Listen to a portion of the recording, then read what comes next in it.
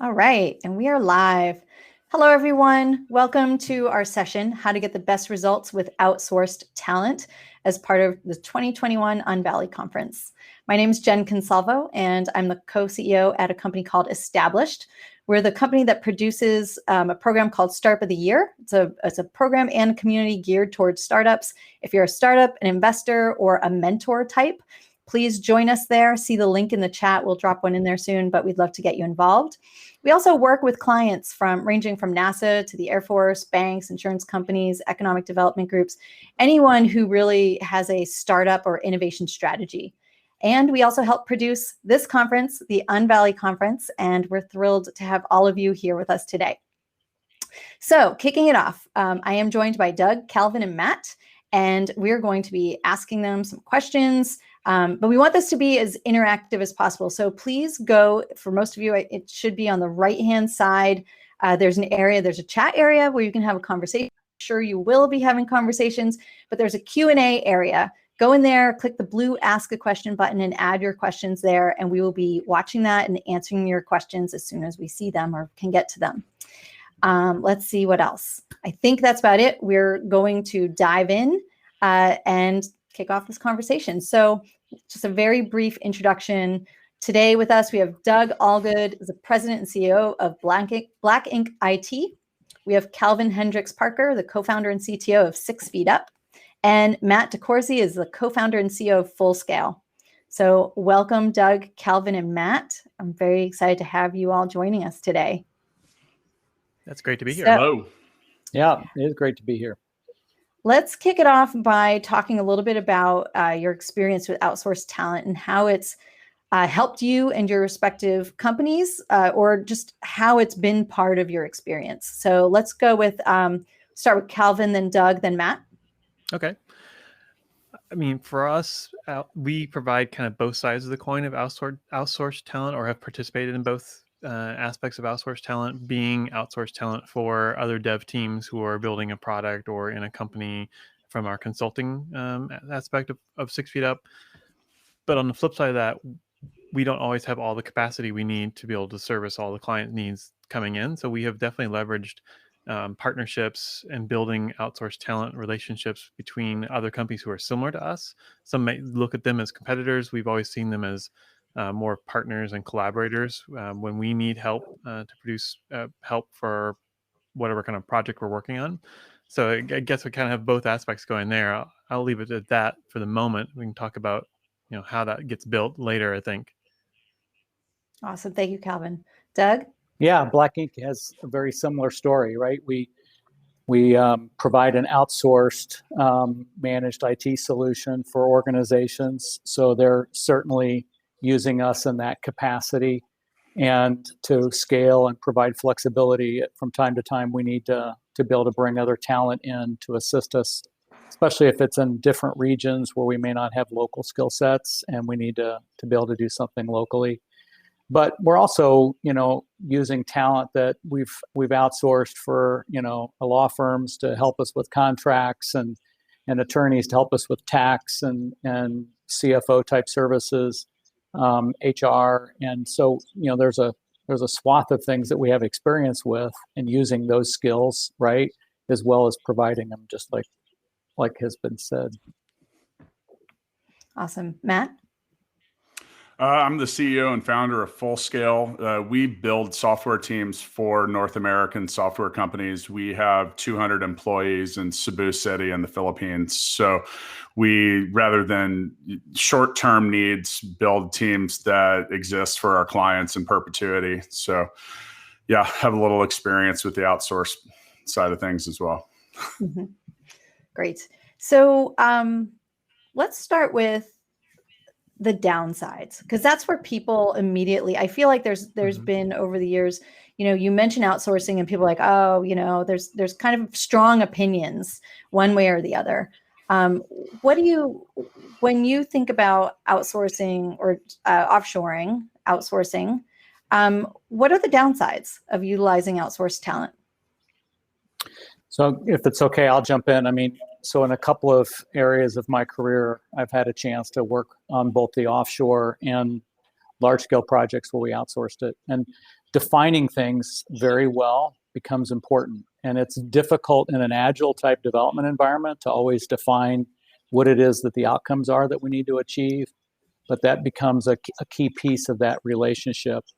And then the other component is, how are you going to support it later, right? What's that ongoing relationship? So we're advising organizations all the time with, hey, if you're going to go and outsource this to get developed as well as, outsourcing us, right? What are the key measures of success going to look like?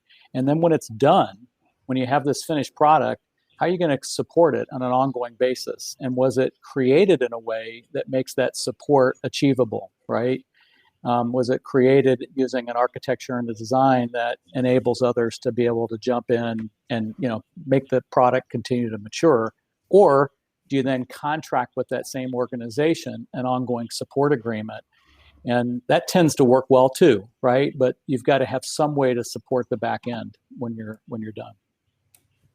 Yeah, I would agree with the kind of statement of the downsides are going to be some people may be resistant to bringing in consultants to help out in their internal development teams because they feel like those people may just hand some software over the wall and then they're out of the picture. And now you've got this new mystery box that you're trying to support. You don't understand all the components that make up what it is. And even before that all gets started, like Doug kind of mentioned, the real interface, the real success is going to be determined by how well you've defined what is to be delivered. And that onus is on whoever is consuming the outsourced talent and not on the outsourced talent. They're probably doing the best they can do. And the level of communication and how well you can explain or convey the requirements, the needs, the real problem is going to be highly dependent on your abilities. I think the potential downsides of outsourcing or offshoring are related oftentimes to transparency and communication. And, much like Doug and Calvin are talking about, it's not uncommon for software companies to go into statement of work contracts and not have things clearly defined. And then they're oftentimes working with people that are on the other side of the world.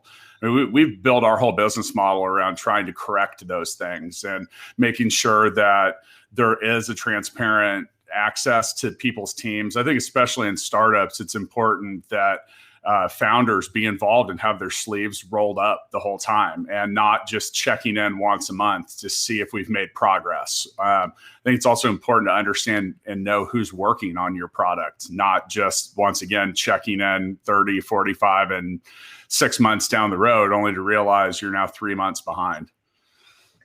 So is it really looking at, the outsourced talent more as an extension of your team, part of your team, trying to bring them in? Where do you, as a company who's considering outsourcing, how do you really approach it and try to design it into your workflow? Should you literally bring them in and try to make them, at least for the term that you'll be working with them, sort of part of that team and culture? Or do you approach it differently?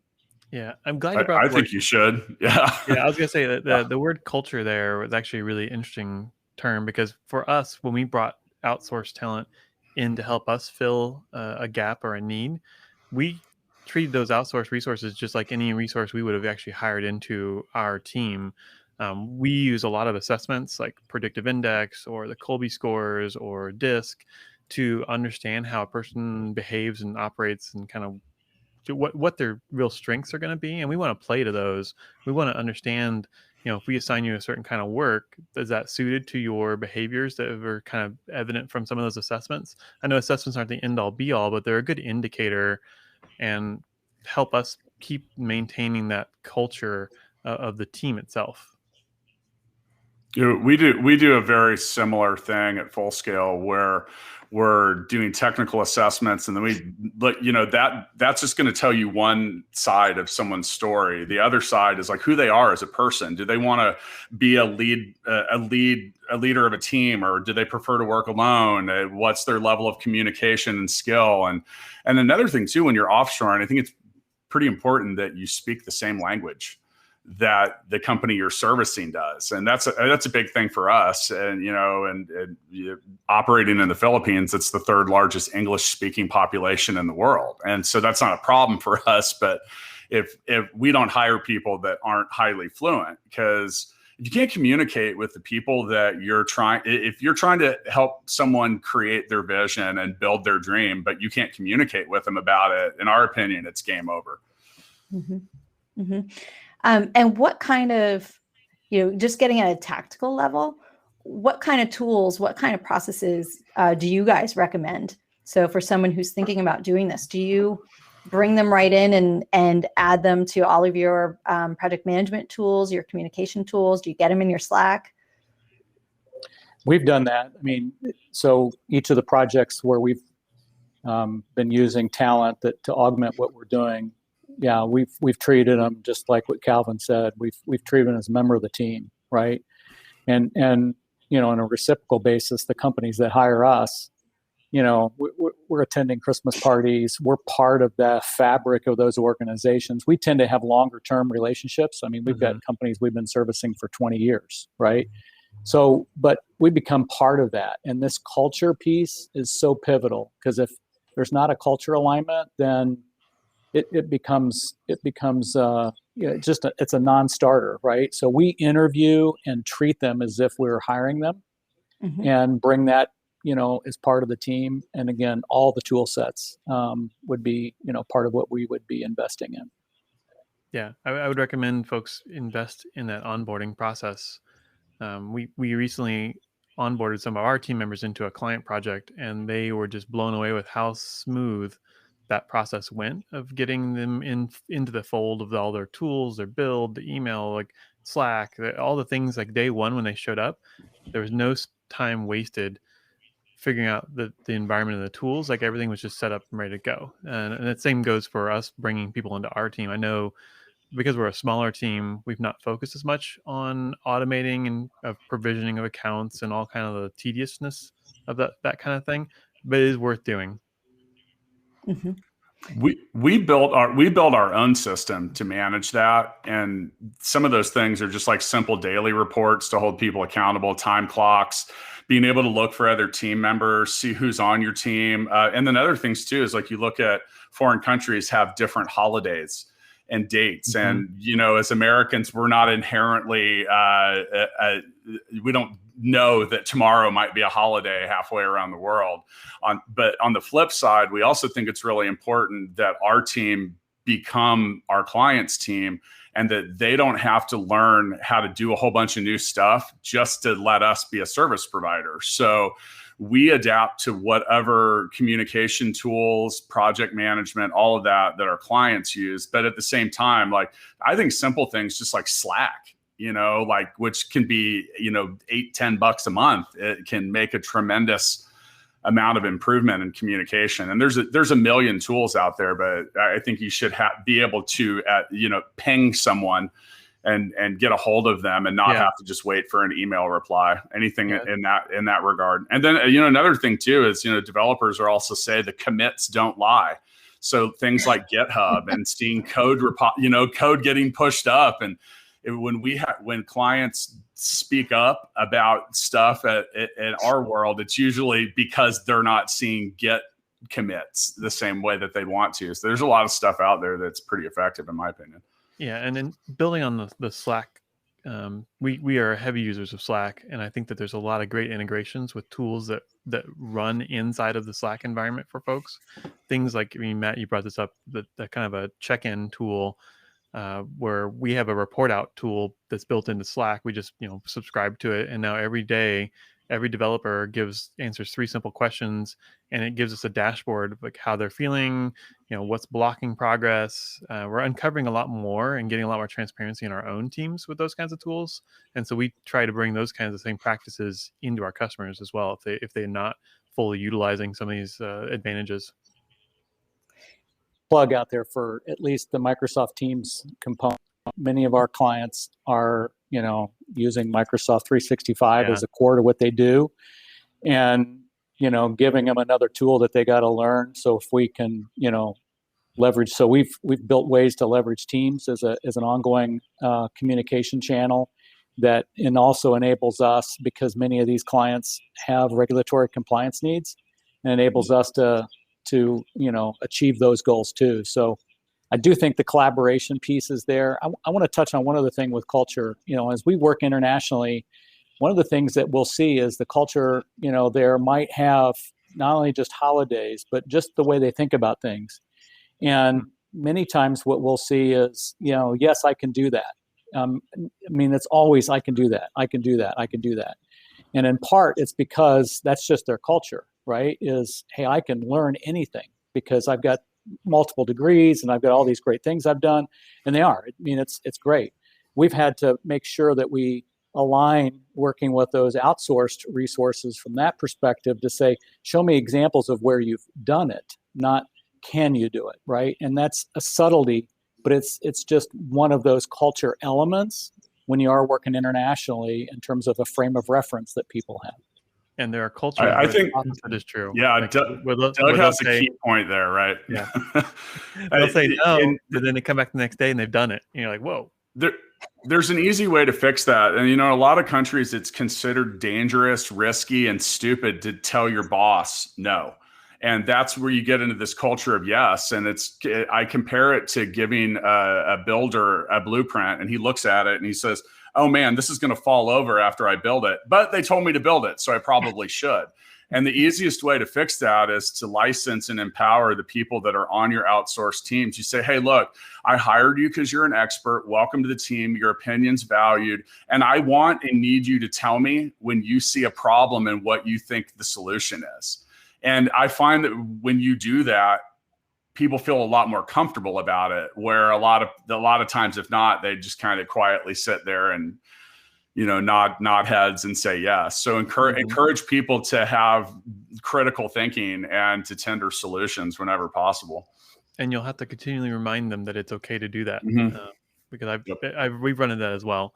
Again, this gets back to you determine a lot of how this is successful by how you behave and what your culture is, and whether it's accepting of new ideas or whether it's off-putting or toxic. Interesting. So one question that popped up from Cameron, if you're bringing in outside work, why offshore as opposed to finding local talent and consultants to better impact your local economy? Because there's 350,000 open IT jobs in the US, and you're going to compete it's kind of like Gladiator out locally. If it's not just a financial incentive, then sometimes it's just literally lack of availability. It's crazy. And we're on 4 straight months this year of increased job postings. Like the talent gap and accessibility it's real. It's a struggle. And for those of us and I know Calvin and Doug probably deal with this too. If you're in the business we're in, at some point someone says, you're sending jobs away. No, we're not. There aren't people here to do them. It's legitimately such a wide gap, and it's gotten so much wider, where a lot of these other places, like where our office is at, they graduate 3,000 IT students a year. The state of Kansas had 300 2 years ago.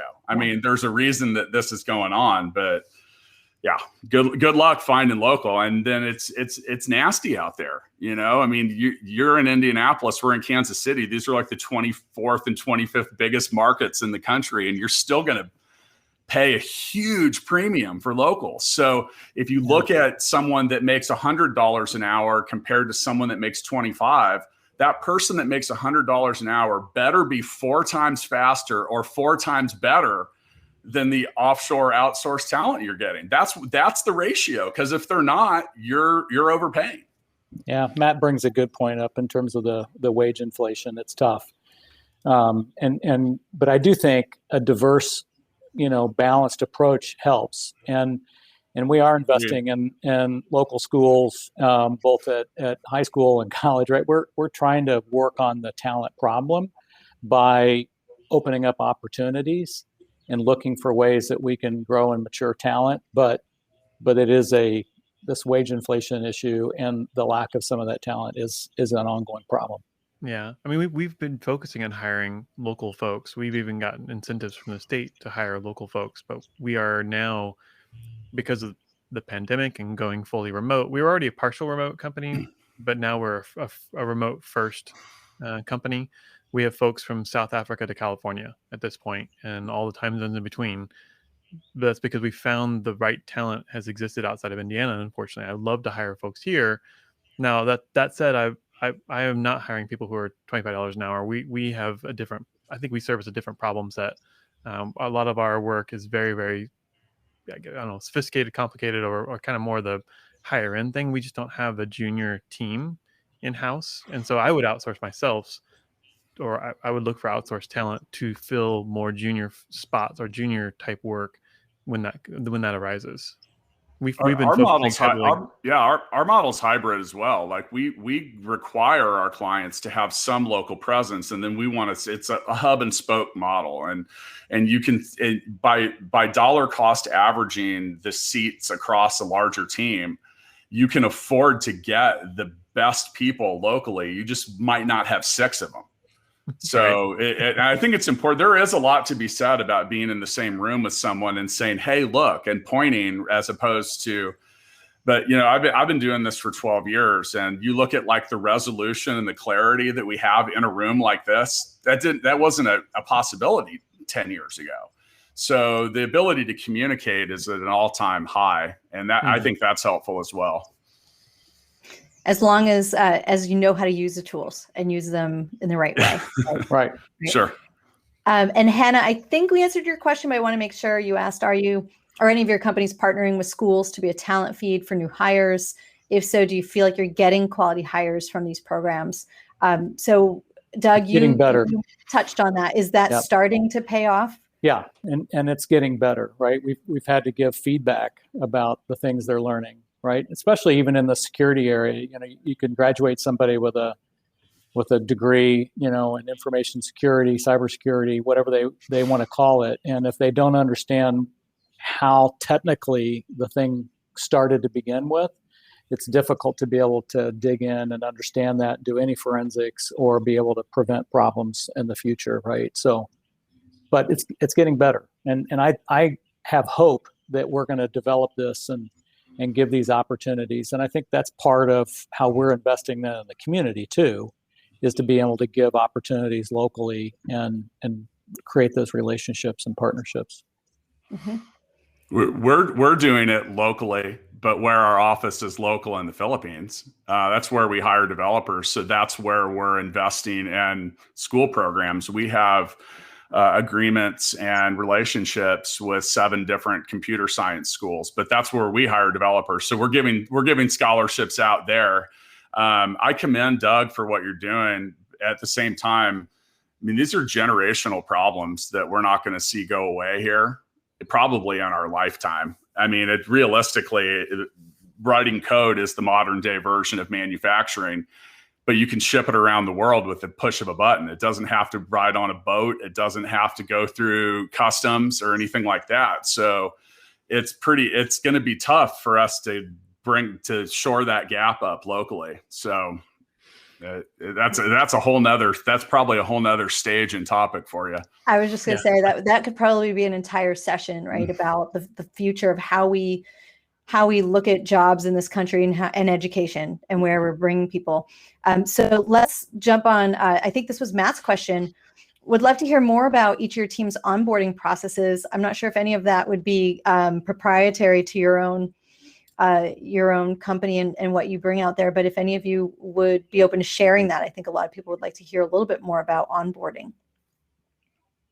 We've created 40 different coding assessments, and I don't mind sharing because we actually use the HackerRank platform to use it, which is something that anybody watching, you can go use their kind of cookie cutter stuff, and it's good. But we went through and kind of made our own versions of it.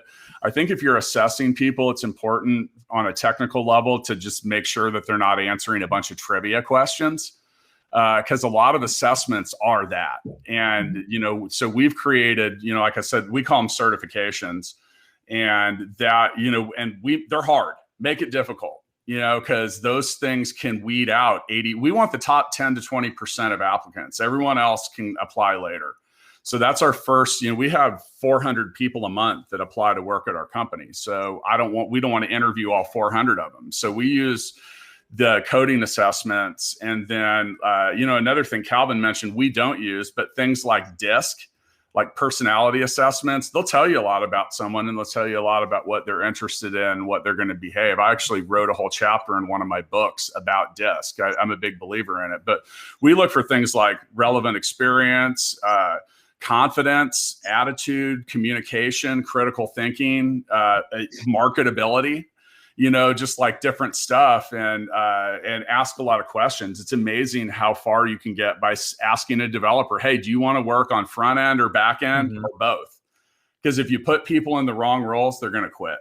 Yeah. No, I was going to say, before we even onboard anybody, those assessments are really key. Before we even interview anyone, they have to fill out a predictive index. And that's going to give us, it's a behavioral assessment, where DISC is a personality assessment. They cover two different spectrums of need and kind of the human person you're looking at. And they are still a human in our book. But it's important for us to, I know that certain profiles match certain types of jobs better. Just like Matt just said, like a back-end person is going to have a specific kind of profile. Now, it's not hard and fast and true, and obviously we look at everybody, but those are really, really strong indicators. We've seen where we've made exceptions to those rules. Like our gut just tells us maybe this person's going to work, or we really want them to work, and then it's the tools don't lie, and we should have trusted the tool sometimes over our own gut, which I know is counterintuitive. As people, we want to. I want to love and like everyone who comes in the door, so they don't let me choose who gets to be interviewed anyway, because I love everybody. So that's why the tools are better to have than me. Know thyself. Yeah. Well, and that's part of these assessments, is knowing how you behave and knowing where your strengths lie and knowing what you're going to be 10x at. Matt mentioned like that. If you got a developer who's being paid $100 an hour, they better be 4x, or at least 4 times more efficient or 4 times more valuable. And I believe we can find that fit, but you got to know yourself before you can go after one of those kinds of jobs. If you're hiring developers, there's one rule that's true every time. The weirder they are, the probably better they are at being a developer. So if you get someone that like shows up to an interview with a cape on or something, hire them on the spot. Like one of our most brilliant programmers, it's kind of famous now, came to his interview wearing bedroom slippers. And because he forgot to put on his shoes, they didn't want to hire him. I found out. I said, "You go find that guy in the parking lot and bring him back in and sign him up." And yeah, it's Doug. very interesting. Yeah, I'd echo the PI and the tools to help. Right, we quite frankly, we look at the person first, knowing that if we have the right individual, we can teach them about anything. So we're probably more focused on the person and who they are, because we interview lots of great people. They just might not be a good fit for us. But then on the onboarding aspect, we're trying to take that and have fun with it, right? To me, those first couple of days in a company are going to dictate whether that employee is going to stay with us long term or not. How they feel about coming into the organization, how they feel welcomed, how they feel integrated and getting to know people, and that, not only were we ready for them, but we were prepared with thoughtful things that we can give them to do to begin to learn the organization, our clients, and the tools. And so I do think focusing energy there has a huge payback. So with only 1 minute left, I don't think we'll be able to get through the remaining questions. So maybe just around the horn, any last tips on whether it's, how to get the most out of your outsourcing, trying to manage your team and manage all of the risks with outsourcing. Any last tips? There's smart people everywhere. Don't tell yourself that because they're not in America that for some reason they can't do the job. There's smart people all over the world. You just have to get to the bottom of whether, like, much like Doug and Calvin have been saying, like, are they the right fit for you? Are they the right organization? Be a global citizen. That's my advice. Yeah, Calvin? I'll add into that you better be prepared yourself to use that talent wisely. There's definitely it's not just a throw it over the wall and expect some kind of value to come back. You are going to be, there's a direct relationship, a direct line to what you get out of this relationship. And so the more you put into it, the better you communicate, the better your tools are, the better your culture fits are, the better results you're going to get out of this. I think there's some good principles in the EOS model and the book Traction. Oh, another US person. Right. Nice. Yeah. Got to get this. You got to have clear, measurable, outcomes that everybody is working towards. Wow. We could have done a whole session on EOS. Yeah. We are an EOS company as well. Wait, so for the audience and myself, EOS, can you just... Entrepreneurial Operating System. It is the one operating system you should be running your company on. We've been in it 3 years, but yeah, there's a lot of great principles in that Traction book alone that Doug just mentioned. You should pick it up and at least don't be an EOS company necessarily, but that's a good book. Yep. Great. And for anyone in the audience who we did not get to your question, if any of them want to reach out to you, what's the best way for them to reach you? You can find me on Twitter at CalvinHP or the 6 Feet Up blog, 6feetup.com/blog. You can Doug, email Allgood. me, deco@fullscale.io, or we publish the Startup Hustle podcast 5 days a week. So we've probably already talked about most of it in there somewhere. Yeah. Great. At Doug Allgood on Twitter, on LinkedIn, or dallgood@blackinkit.com. Fantastic. Thank you, all three of you, for being with us today and sharing your insights. Thank you, everyone in the audience, for your questions. Coming up next, let's see, we have a lunch break. We have a keynote later with Ashley Dodge, where she'll be talking about how to build a community to grow your SaaS company. And thank you all again for being part of Unvalley. Have a great afternoon. Thanks. Thank you. Thank you, everyone.